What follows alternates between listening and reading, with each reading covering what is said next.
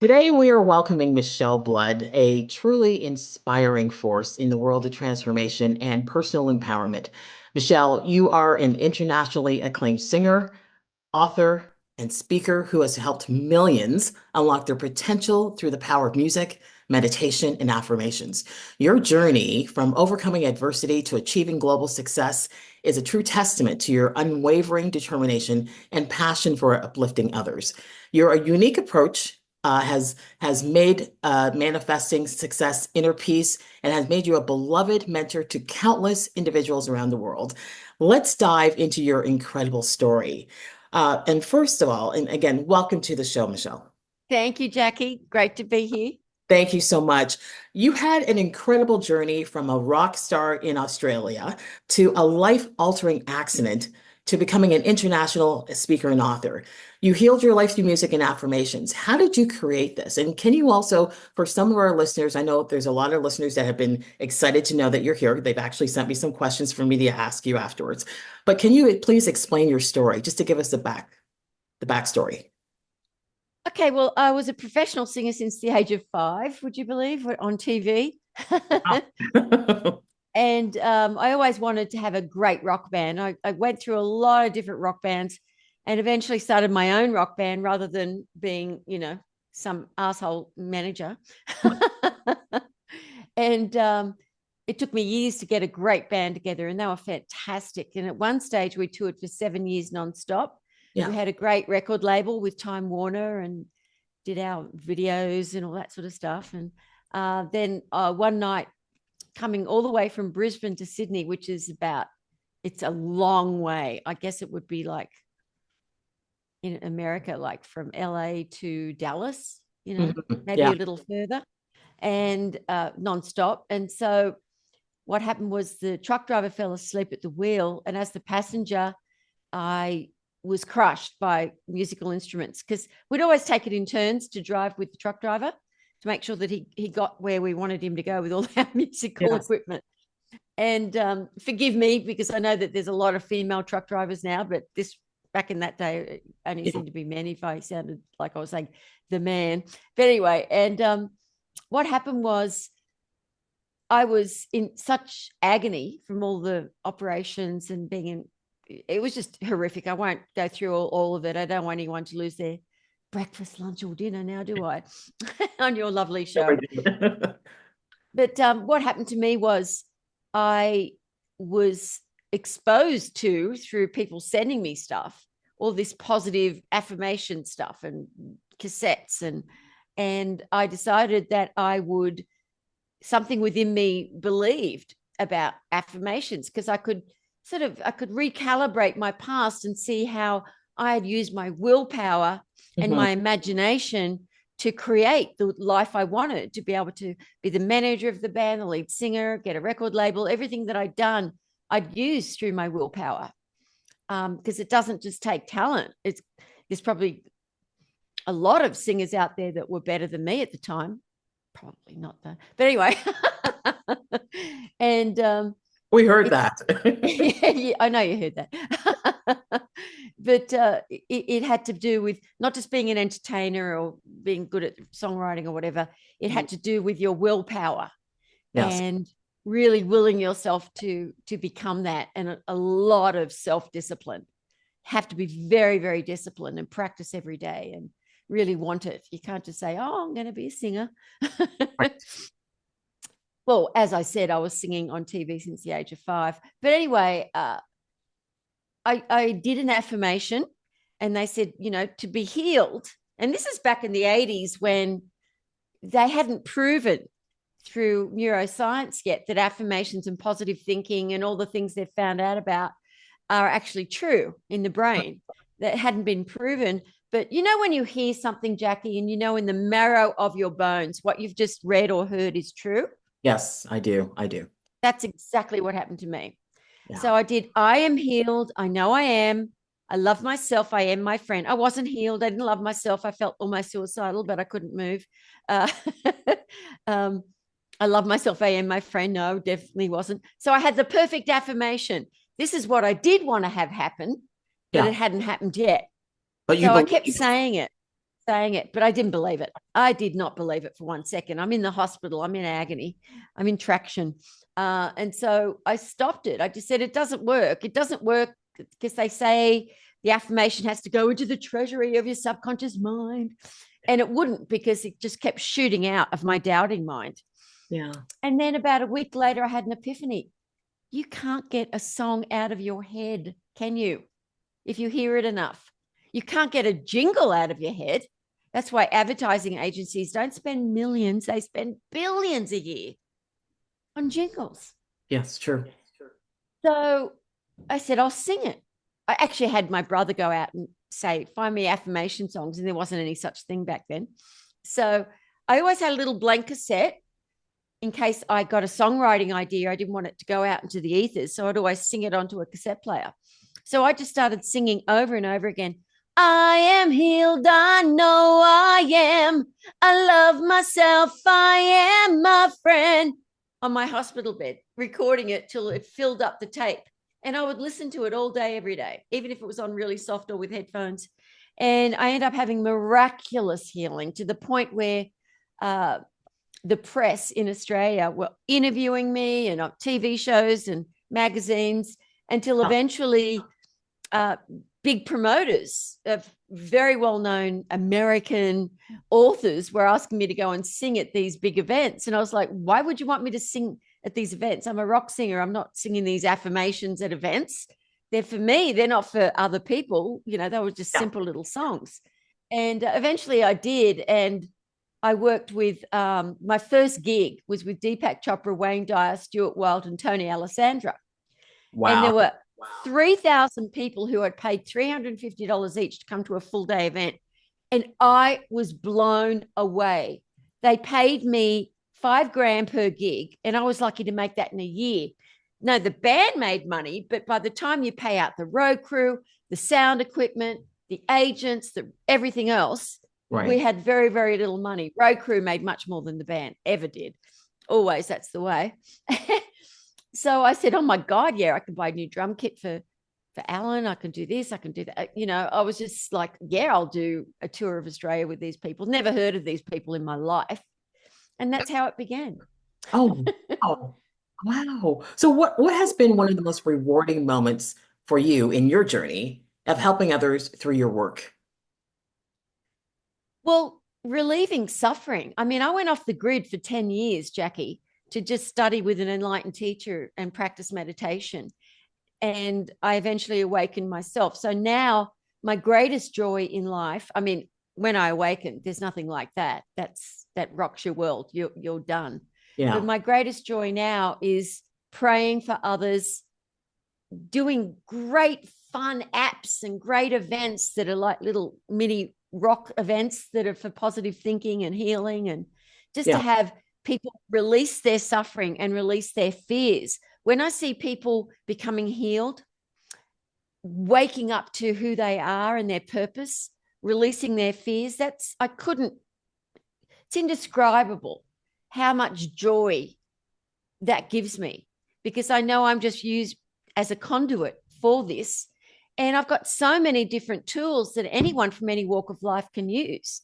So it's like this huge toolbox, from affirmation songs to meditation to all these gorgeous apps that we're creating, and music every year, new music. And that's what gives me the most joy, because no one needs to suffer. No one. True. It's not a natural part of being. It does assist us to stretch our wings and grow, if it doesn't make us go backwards. If the pain that we're going through doesn't turn someone into an alcoholic or a drug addict or to deep depression, if they can climb out of the quagmire of whatever pain they're going through, it does stretch you. But not everybody gets to climb out of that quagmire. And that's one of the things I love to do, is pull them out. Screaming sometimes, but pull them out. No, I get it. But then what advice would you give to someone who feels stuck or lost when it comes to finding their life's purpose? Well, don't think about your life's purpose, because everyone's life's purpose is enlightenment, is to awaken. It's not the job. It's not what you do. If you are absolutely stuck, just know to get out of being stuck, forget about worrying about money, your purpose, or anything like that. The first thing we have to do is release your fears. So, how do you release your fears?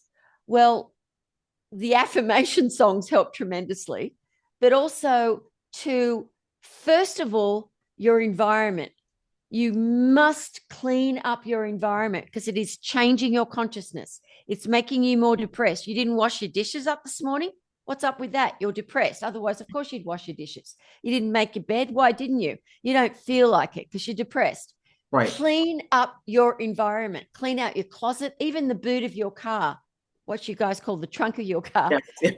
Clean yourself.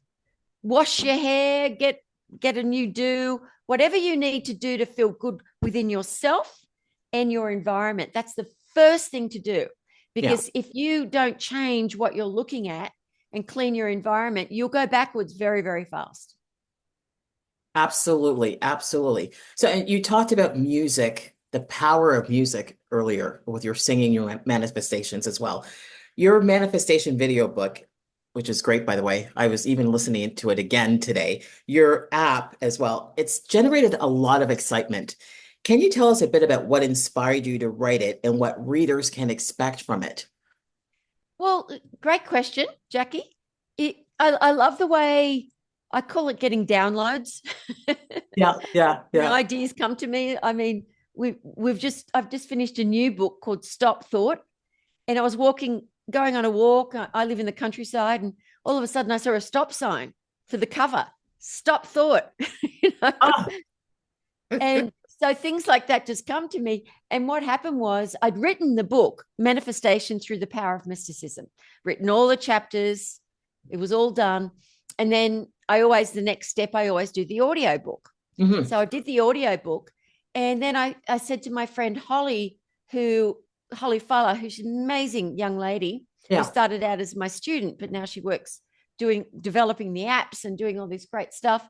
And I said, let's make it into a video book. And so what we did was we found, because when you look, because we think in pictures, even if people don't realize, I Right. have this big cushion of one of my Siamese cats put on. A friend of mine gave it to me as a gift. And my other Siamese cat, when he saw it, he freaked out. Big tail, ran away because he thought it was a big cat in front of him. He didn't know it was a cushion. And that is what it is. We absolutely create our reality through visual. Right. And so I said, wouldn't it be great? They're watching all of these great images that are corresponding absolutely perfectly with what I'm talking about, whether I'm talking about meditation or money or whatever it is I'm talking about. So they're looking at the pictures while they're listening to me. And then at the Yes. end of each chapter, let's do a music video with all the great images that go along with the affirmation pop song lyrics. And that's how we began. And we didn't know at the time that no one in the world had ever done that before, a Right. video book. And a couple of friends of mine that are best-selling authors said, well, this is it. This is the new way of doing a book. No more just audio book. That's So great. that's how it happened. And we're going to do a new one coming up called Self-Esteem for Kids from my album that I've got for kids.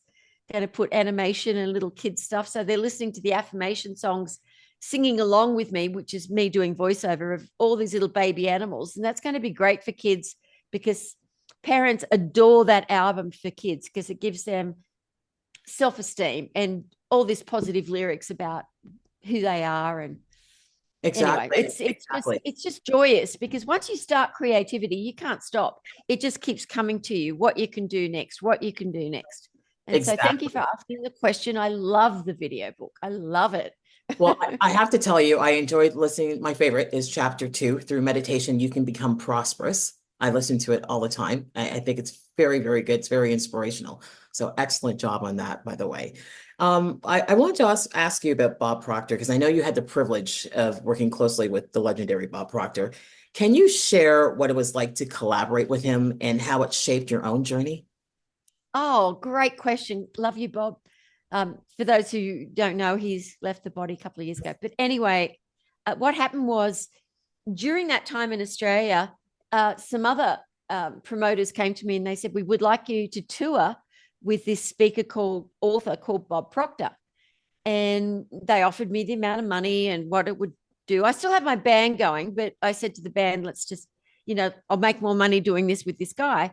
And I hadn't had time to even look at any of his books or anything. I knew nothing about him. And the first gig was in Sydney at what used to be called the Regent Hotel, which is now called the Four Seasons, right on the harbour of Sydney near the Opera House. Beautiful. And I did a couple of my affirmation songs, and then we had a break in the green room while everyone went and had coffee and tea. And he came out. It was the first time I've met him, right? Yeah. And he said to me, I did not want a pop singer at one of my events. And I looked at him. He's a really tall guy. I'm only 5 foot. A really tall guy. And he said, and I said to him, well, nice to meet you too, mate. And then he started laughing and he said, I'm just kidding. He said, but I'm serious. I really didn't. He said, but the promoters insisted. They've paid me to come here and they've paid you. And he said, but those 2 songs, Magnet to Money and I Am Energy, that you did previously, I know every lyric now. You got people up on stage dancing and singing these affirmation songs. I want you to work with me all over the world from now on, because this is something so different. The energy of everybody, they're alive, they're awake. And it was an evening event. So that's how I started work. I gave my band 6 months notice. The first big gig I did with him was in Kuala Lumpur, Malaysia. I ended up living there for 3.5 years, had hit records there and ran his whole company, did all the seminars and everything. And we worked together 7 years straight. Yeah. And I love him. Linda, his wife, is just amazing. Absolutely amazing lady. She came up with the name Musivation for what I did. Yeah. And because I'd always been like having to be so self-disciplined, but always so creative and working so hard, but never thinking I'm working so hard. What's got to be done next? And he's exactly the same. So we were just so prolific with all the products we wrote. And he ended up actually writing a lot of the lyrics for one of my albums called Songs for Success, writing the affirmations. Oh. And we just collaborated on all this stuff. He would fax me, back in the day, right? He's in Toronto, I'm in Kuala Lumpur. He would fax me lyrics and I would just go to the keyboard and write a song. And he would come back and I'd already recorded it and everything. He would be blown away.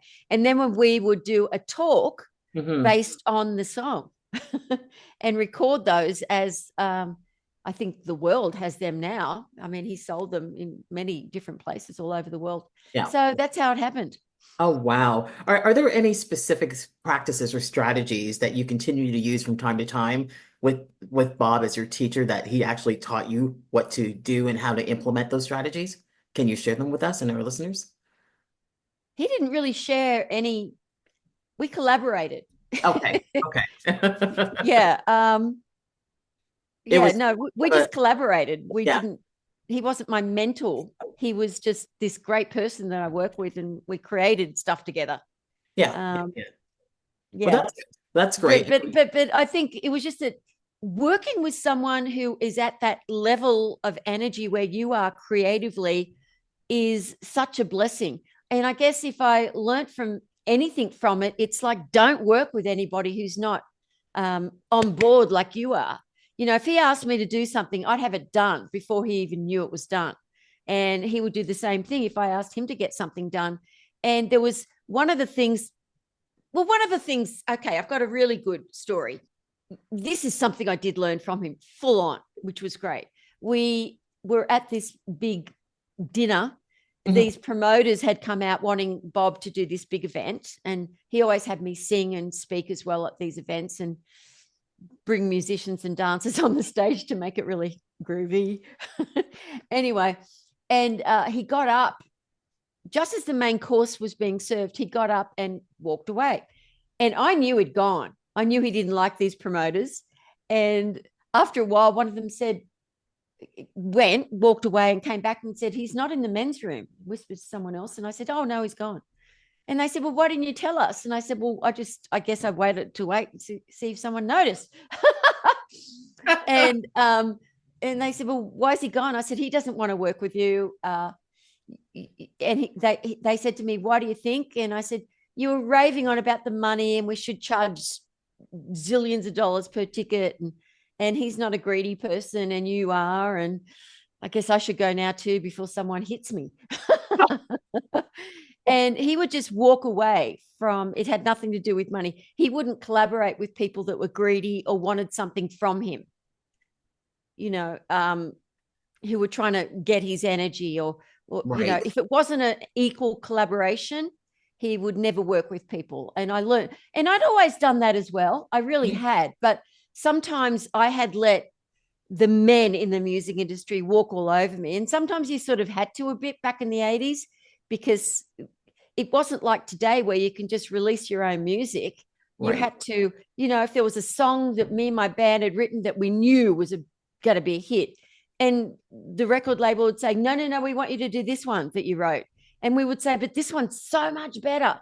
And they're just suits and ties. They weren't even musicians. And we would, end up saying, okay. And then we know we'd made a mistake when the song didn't hit or something. So it was really challenging back in the day to fight a record label. But Right. I learned a lot from working with Bob with as far as that's concerned. And I did make a decision that I would never again not have freedom of my creativity. So that was a big thing I learned from Bob. Right. Yeah. Okay. Well, in today's world, many people are searching for happiness and fulfillment. What do you believe is the key to achieving true happiness? Well, the key is to get out of your ego and poor me, get off you and think about other people. What can you do today to make someone else happy? And if someone says you can't make someone else happy, watch Monty Python's Silly Walk. They make a lot of people happy. You can watch Lucille Ball with the grapes and the chocolates.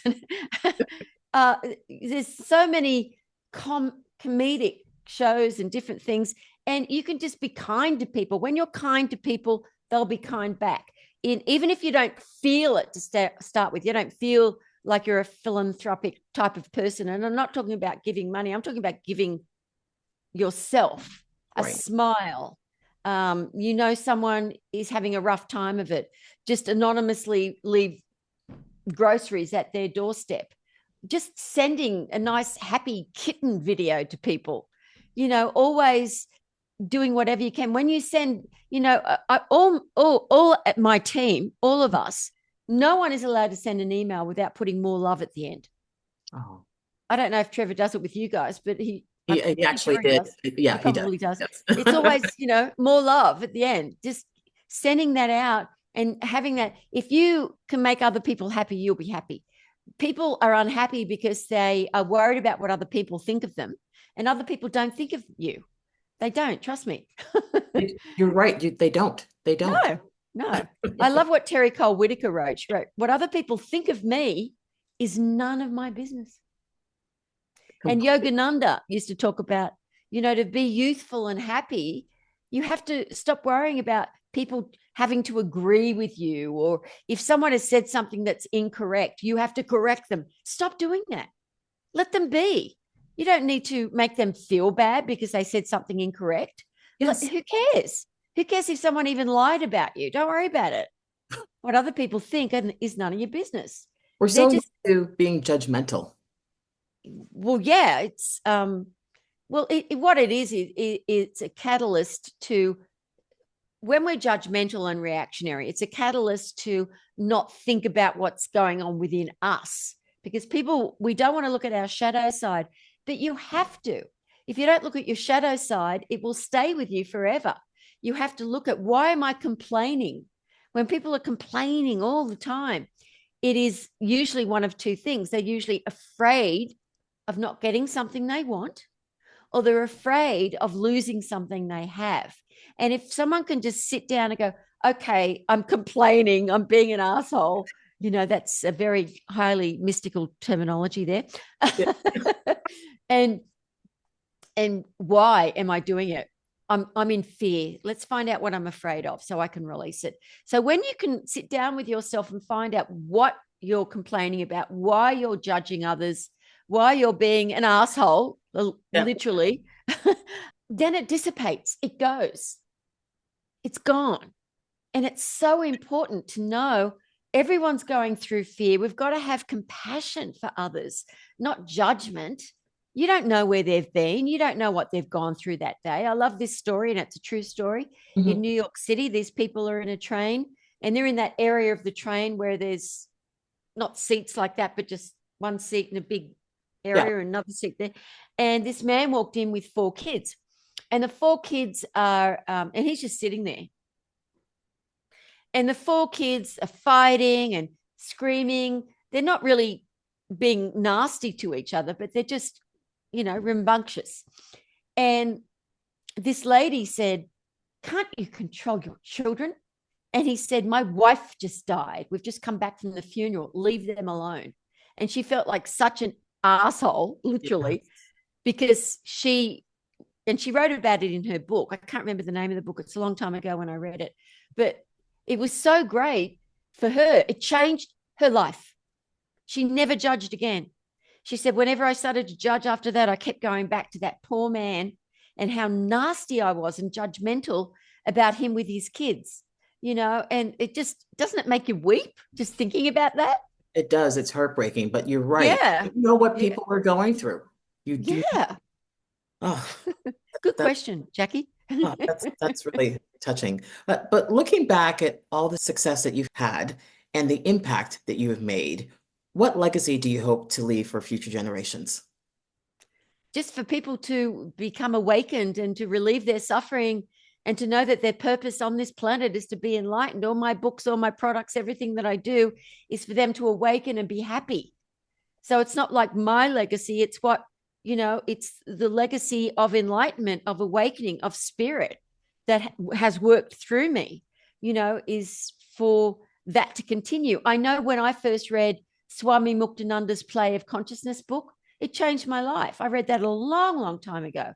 When Yeah. I first read the autobiography of a yogi by Paramahansa Yogananda, that changed my life. I realized enlightenment isn't just Jesus, even though I adore Jesus. It can happen with other people. It's possible for all of us to find God within ourselves, whatever we choose to call God. It's not religious, it's spiritual, it's mystical, to Right. find our higher self and not be soul sick anymore. So I think that's the legacy for everyone. What have you done to relieve suffering in the world? What have you done, not for people to talk good things about you? You don't need that. That's the opposite of what you need. This, to see them be happy because of something you've done Yes. and not be attached to what you've done. Don't think it's you who's done it. They have done it by responding positively to something that you did. That's right. And actually, the work actually comes through the creator through you as well. 100%. Yeah, yeah. And you know what? It's when you are being of service, whatever way, whether it's helping somebody do some work or doing something kind, I'm telling you that that spreads like wildfire. It makes such a difference. It does. It's a ripple effect. It is. It really, really is. Yeah. So, Michelle, a special request came from one of my listeners for you to sing a song for us today. I'm hoping that you'll be able to do that. They really, really would love to hear you. Do you have a song Yeah. you'd like to sing, a special one? Yeah. Let me just, this is a song I wrote in Malaysia. Okay. And I had just finished reading Autobiography of a Yogi yet again. And he was all about love. I am that I am, Soham Hamsa, I am love. And I wrote this song, this affirmation song called I Am Love. And so I'll just make sure Whoops. I'm in touch. Can you hear it? Who can. I am. Mom and love, woman and man. I'm in touch with who I am. I am love. I'm in touch with who I am. Mother Nature is my land. I'm in touch with who I am. I am love. I am love. I am love. I am love. I am love. I believe my soul to be living in God's endless dream. I believe my soul believes it is love. Heal me with your gentle touch, unconditionally with your trust. Warm and tender, oh, I know I am love. I am love. I am love. I am love.